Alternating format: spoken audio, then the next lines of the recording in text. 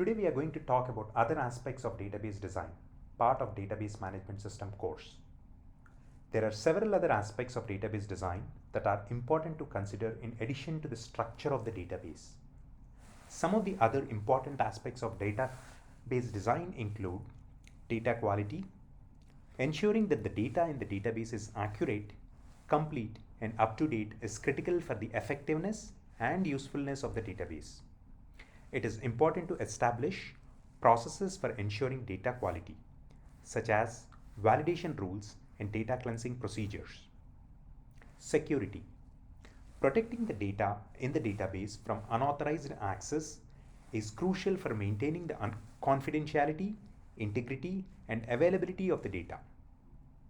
It is important to consider security measures such as access controls, encryption, and backup and recovery procedures. Performance.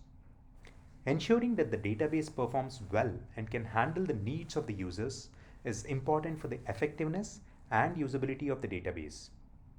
It is necessary to consider factors such as indexing, partitioning, and optimizing to ensure good performance. Scalability. The ability of the database to handle an increased workload and data volume is important for the long-term viability of the database. It is necessary to consider scalability issues such as capacity planning, load balancing, and replication to ensure that the database can grow and evolve as needed.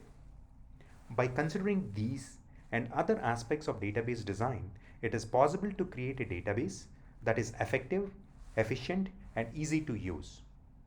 It is important to carefully plan and design the database to ensure that it meets the needs of the users and is well suited to the task at hand. Thank you for watching.